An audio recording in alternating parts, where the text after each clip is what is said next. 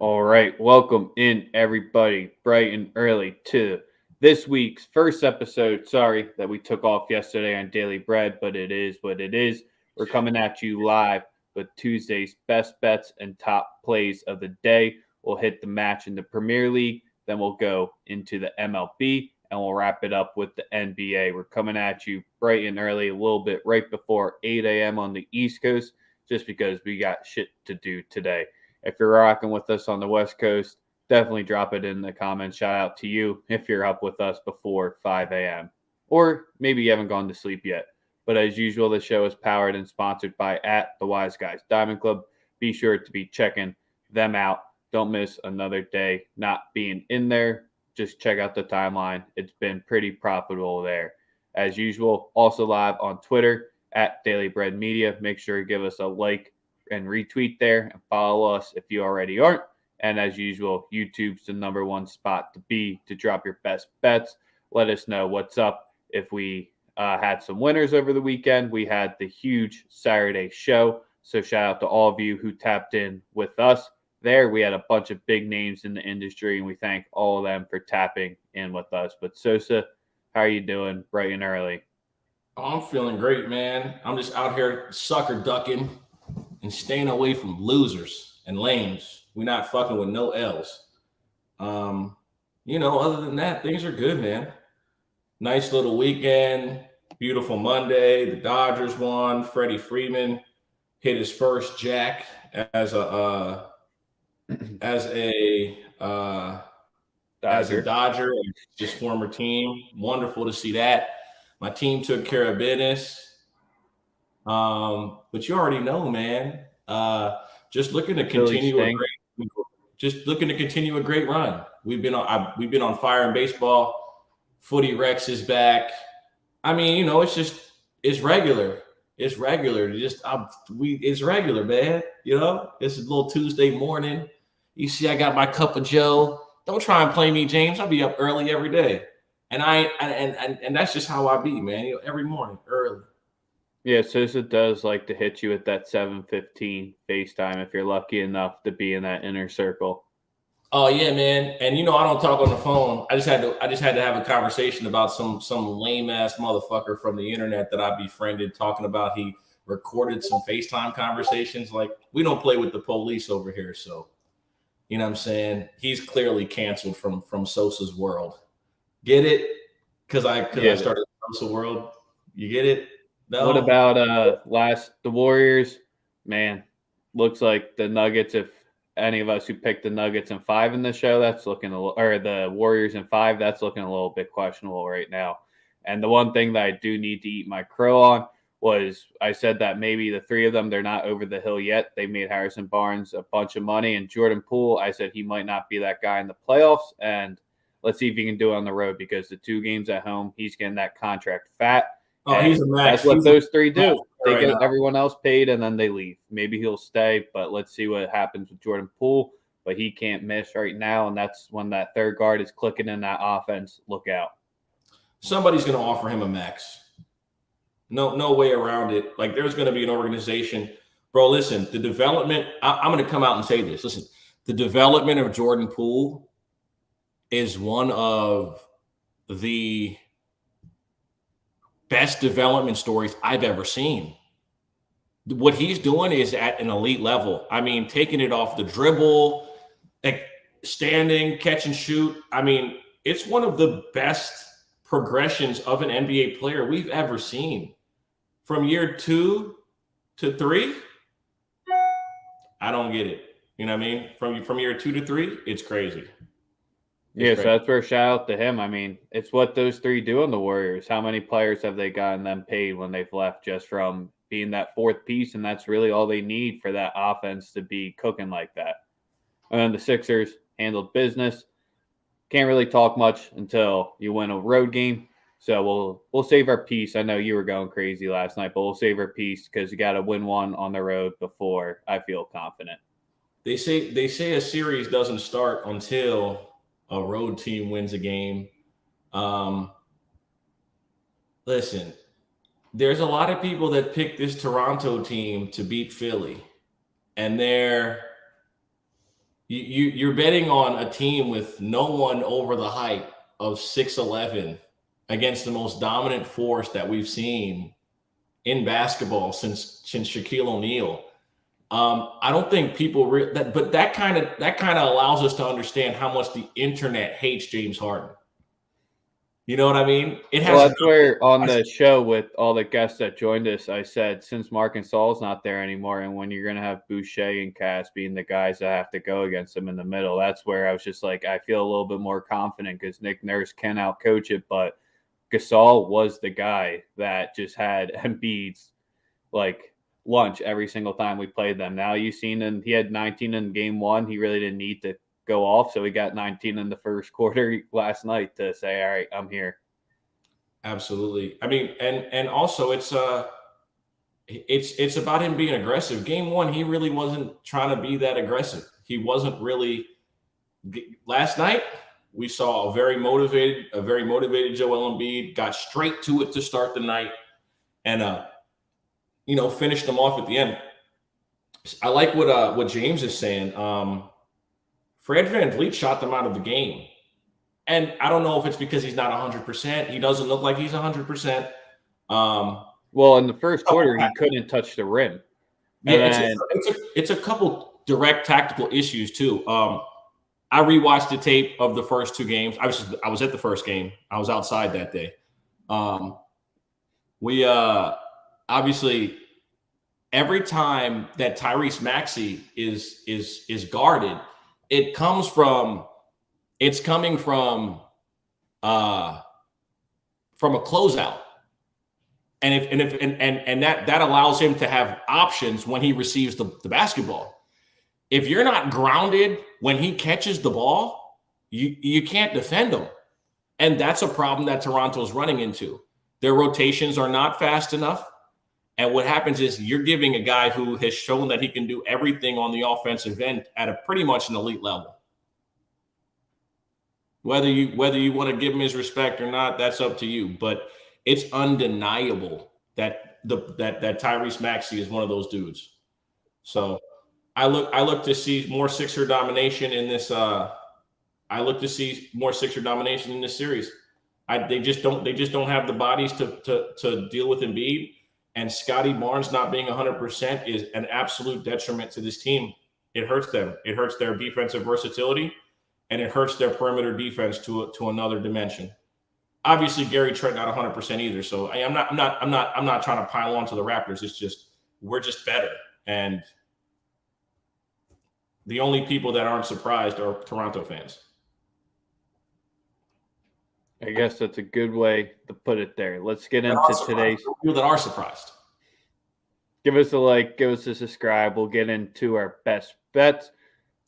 We'll start it off in the Premier League. We got a nice quick one here for you, so a chance for some afternoon cash. Yes, we do have first pitch at 1:00 today, but we'll start with Liverpool hosting United. You got the total sitting there at a juice 3, or you can play the 3.25 at the plus money. But Sosa, you're just going to target one side. The only thing that I'm on for today, and this one is the Liverpool team total. I got it at plus 120. It's at over 2.5. I like our team against. Especially at the crib, we know that we don't lose at home with Virgil in the lineup. It's just how it goes.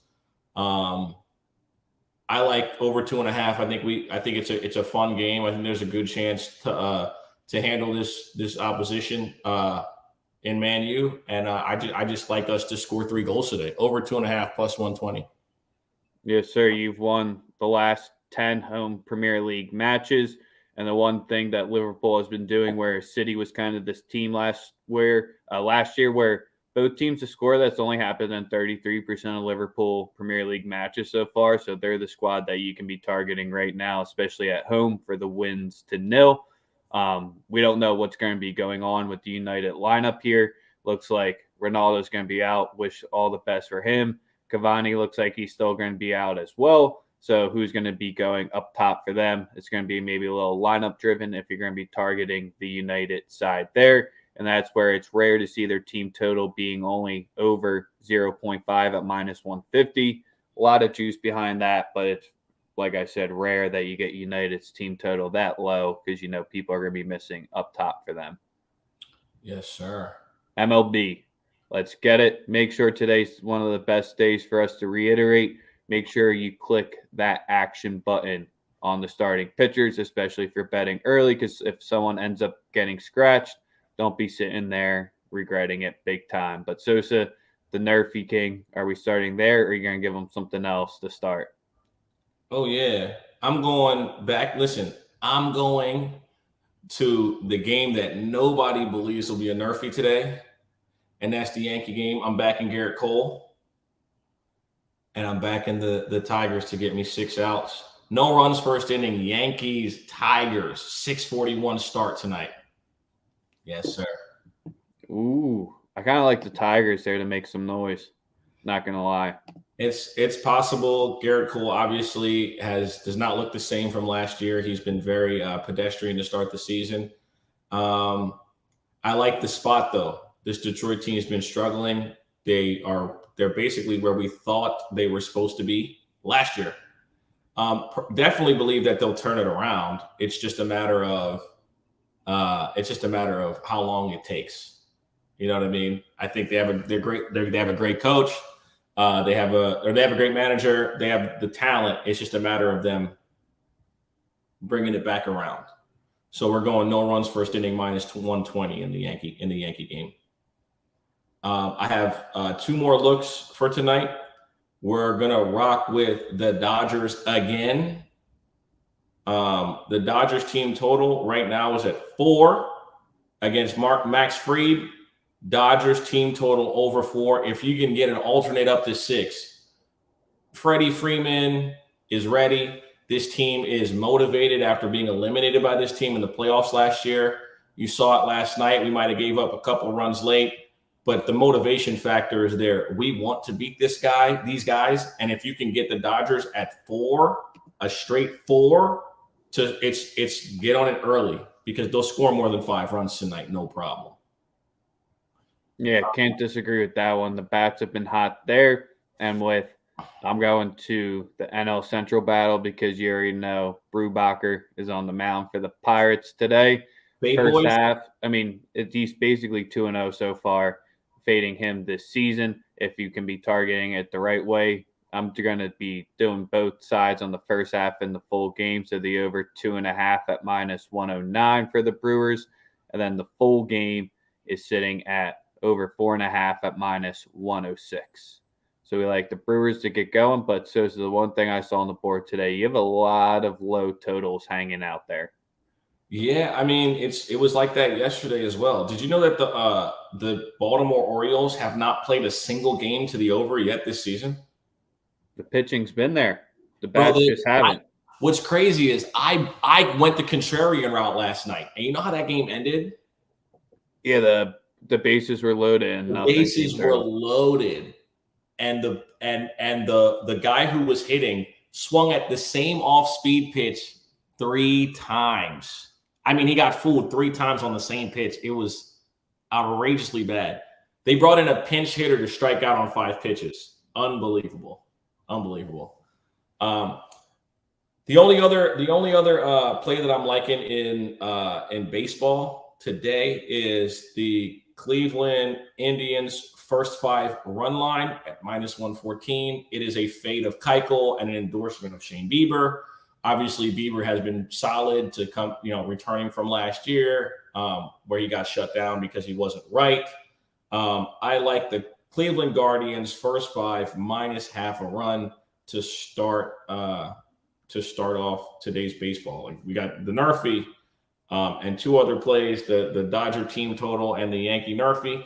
Those are the 3 baseball plays, and we can get on to the association. I was about to say, before we go there, are the Phillies finally going to win a game?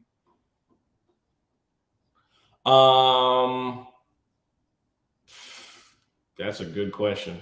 Freeland on the mound for them. We got Gibson up.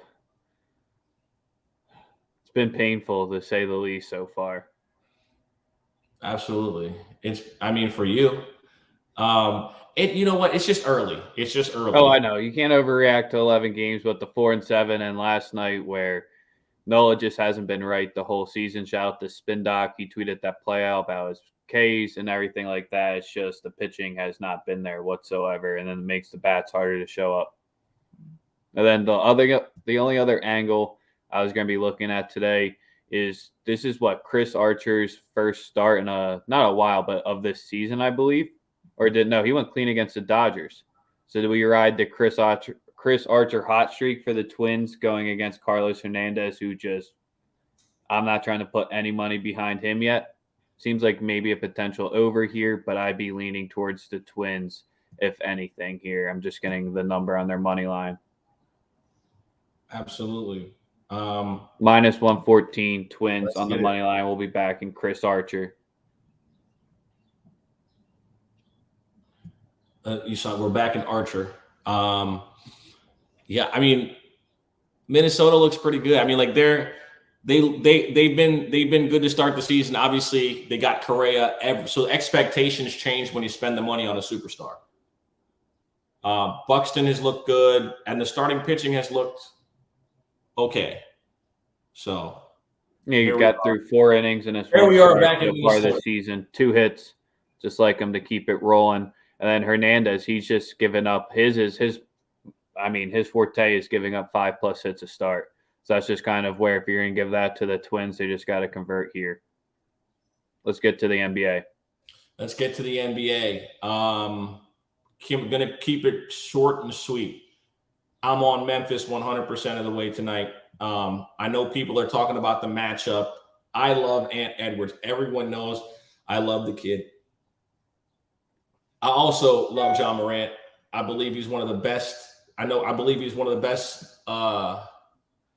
best ever at his position for his age. I am 100%. I'm rolling with him. I'm rolling with John Morant tonight to cover the 7. I think they cover the 7, and I think that they go back to Minnesota 1-1. I think Minnesota will be somewhat content with getting 1. Obviously, Memphis has some things to clean up as far as executing in the half court, but I think that they get through that tonight, no problem, and they handle business. I'm 100% rocking with Memphis tonight. I do like the Minnesota team total. I do like the first half team total, but I think it's going to be at 62.5. I think is the number. I wouldn't be afraid of it. I think this is an offensive game for certain. Again, just simply because both teams play with pace, and the matchups are just very, very, very difficult to rate. Before we start breaking down player props and things like that, I definitely think Minnesota wins this game as well. And I'm extremely shocked by the value you can get, because on my one book, Minnesota or the Grizzlies to win the series is sitting at minus 140. That's a lot of juice, but you have the T-Wolves at plus 120 right now. I really don't think there's any reason to be buying a T-Wolves series price there. So at the minus 140, where I think this still ends Grizz in 6 at worst, I'm just going to be locking in a unit on that, just because if you're going to lay out a minus 40 price there, sure, they haven't won the series yet, but I'm not going to believe that the T-Wolves, the mantra of going out the first round every year, is going to beat this Grizz squad. Absolutely. My bad. What player props we like here? As far as player props tonight, I'm rocking with Ja over, or I'm rocking with Ja over his points at, I think the number is 29.5. The other player prop that I love tonight is Trae Young. I like Trae Young to bounce back. Bounce back over 26.5.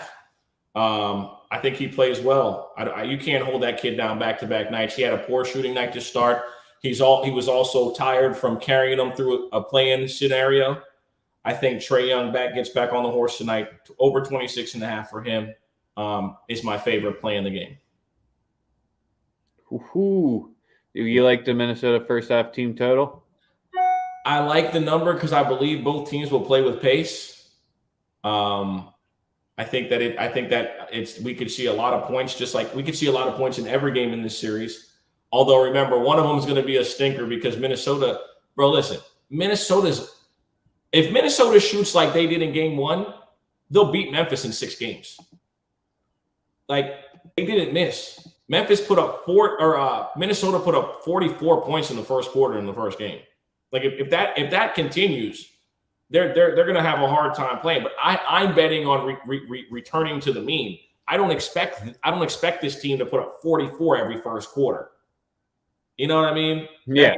I know what you mean. I mean, that's why I'm going with the series price there with Memphis. If you have available to be on Pinnacle, which is a harder book, but they have a minus 130. That's the lowest price sitting out there for the Grizz to win the series. And maybe I'll beat my crow later, but I'm not buying into this T-Wolves squad. I think they can be able to not shut down Ant, but contain him and make someone else beat him. That's the only thing they're going to have to start to do. And in the fourth quarter, I think that's when the Grizz will start to show out and show why they're the 2 seed. So you don't like anything else for the Hawks series?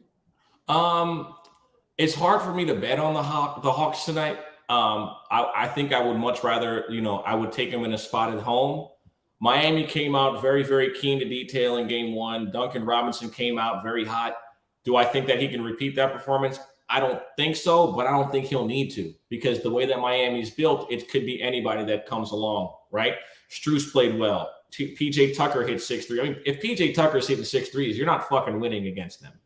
No, that's just take your ball and go home at that point. Yeah, you're not doing that. So in this situation, I lean Miami to win the game. I do, like I said, though, I think that Trey's going to be able to get enough calls and have enough plays on his end. And maybe John Collins shows some sort of life, just because Bam was getting everything he wanted last game as well. Yeah. That's the biggest thing, is Okongwu just isn't going to have it in the middle, and that's kind of where Bam is just going to be able to control that paint until it's different. So that's where the Hawks are going to rely on their shooters to be hot throughout this entire series and a chance to get there. They definitely miss Capella. Like, there's no disputing that. Replacing a guy who's double-digit rebounds nightly while trying to reintegrate John Collins back in, that's tough. Yeah. But also, Trae Young didn't show up in game 1 at all to any capacity. And we understand why. I said the fatigue factor of him playing 2 games in the week in order to get his team into the actual playoffs, I give him the benefit of the doubt. I think he comes out tonight focused, plays well. Maybe a close game, they might get clapped. But again, the only thing for sure that I believe is that Trae Young plays well. All right, let's wrap it up with the Pels and the Suns. I see Ingram's points under could be the trendy bet of the day, because everyone is showing Bridges their love and what we saw from game 1.